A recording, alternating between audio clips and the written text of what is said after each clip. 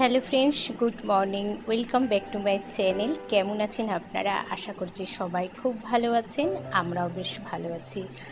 আমার আরও একটি নতুন ব্লগে আপনাদের সবাইকে স্বাগত জানাই। এখন বাজে প্রায় সকাল 8টা। তো চলো, সকালটা দেরিতে শুরু হলেও সাংসারিক জীবনটা ঠিক কীভাবে কাটছে সেটাই তোমাদের সাথে শেয়ার করব। আর এই তো দেখো, সকাল থেকেই তো সাংসারিক কাজকর্ম শুরু হয়ে গেছে। আর যে পেঁয়াজটা দেখলে সেটা হচ্ছে দেশের পেঁয়াজ, মানে বর্ধমানের পেঁয়াজ। এভাবেই টানিয়ে না রাখলে নাকি খারাপ হয়ে যাবে, তবে এটা আমার জানা নেই। আর এই তো দেখো, আজকে যে কী রান্নাবান্না করব সবটাই তোমাদের সাথে শেয়ার করব। দেখো, এখানে কিন্তু আজকে বানাবো ডাঁটা আলু পোস্ত। আর দেখো, ডাঁটা কিন্তু কাটার পর অবশ্যই কিন্তু জলের মধ্যে ডুবিয়ে রাখতে হয়, তা না হলে কিন্তু তেতো হয়ে যায়। তবে হ্যাঁ, এটা আমার শাশুড়ি মায়ের থেকেই শেখা। তো যাই হোক, দেখো এখানে কিন্তু সকাল সকাল বসিয়ে দিয়েছি চা। আর এই তো এখন বানাচ্ছি টিফিনের জন্য রুটি। আর টিফিনের রুটিটা কিন্তু আমাদের প্রতিদিনই হয়। আর তোমরা কে কে রুটি খাওয়া পছন্দ করো অবশ্যই কমেন্ট করবে। আর একটা কথা বলি, তোমরা অনেকেই আমার লাইফে এসে বলছো, দিদি ভাই, বৌদি ভাই, তোমার ব্লগ আমরা দেখতে পাচ্ছি না। তো তাদের উদ্দেশ্যে বলছি যে তোমরা আমার এই চ্যানেলে চলে এসো। অনেক ব্লগ কিন্তু আমার অলরেডি শেয়ার করা আছে। তোমরা যারা ব্লগ দেখতে পছন্দ করো তারা কিন্তু দেখে নিতে পারো। আর এই তো দেখো, রুটিগুলো কিন্তু বেশ টোপর টোপর হয়ে ফুলছে, তাই না? তো পারফেক্ট কিন্তু প্রত্যেকটা রুটি এভাবে না ফোলাতে পারলে আমার মনটা কিন্তু একদমই ভালো লাগে না। দেখো কত সুন্দর রুটিগুলো ফুলছে, তাই না? আর এই ফুলকো ফুলকো রুটি খাওয়ার মজাই কিন্তু আলাদা। তো চলো, এখন মোটামুটি একটু চা খেতে হবে। আর সেটাই আর কি ছেঁকে নিচ্ছি, মানে চাটা বানিয়ে নিয়েছি।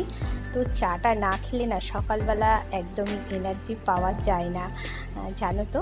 তো চলো, এখন এখানে 2 কাপ চা নিয়েছি আর হাজব্যান্ডকেও দিয়েছি। আর আমি এখানে দেখো গরম গরম চায়ের চুমুকের সাথে সাথেই কিন্তু সাংসারিক কাজকর্মগুলো গুছিয়ে নিচ্ছি। আর এই তো দেখো, আজকে কিন্তু বানাবো হচ্ছে ডাঁটা পোস্ত। আর এখানে দেখো অল্প একটু টমেটো আর কয়েকটা কাঁচা লঙ্কা, অল্প একটু পোস্ত, যেটা আমি মিক্সির মধ্যে পেস্ট করে নেব।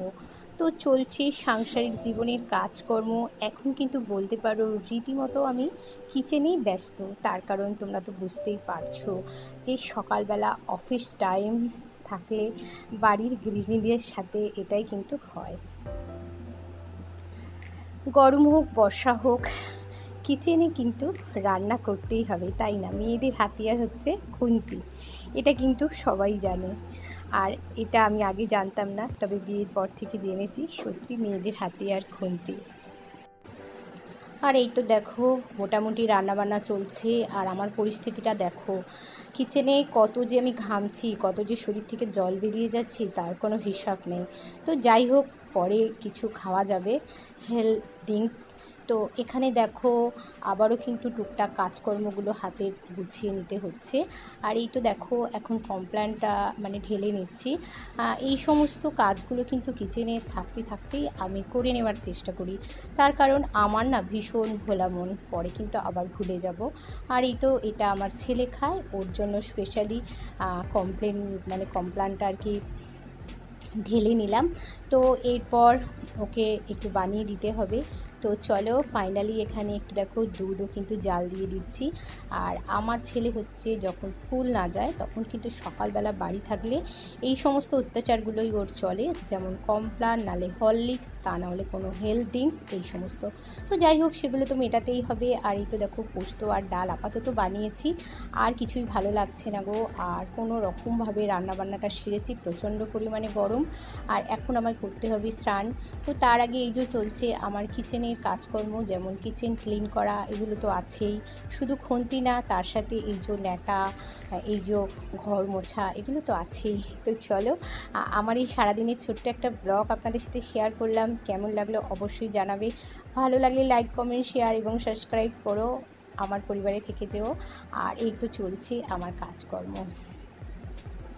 আর এই তো দেখো, মোটামুটি স্নান টান সেরে এখন চলে এসেছি খাবারগুলো গরম করতে। আর আমার খুব পছন্দের এই আলু ভাজা, যেটা আমি বানাচ্ছি। এরপর কিন্তু খাওয়া দাওয়া সারবো, তবে এখন একটু হেলথ ড্রিঙ্কস যেটা খাবো। তো চলো, আজকের মতো এই পর্যন্ত, আবারও দেখা।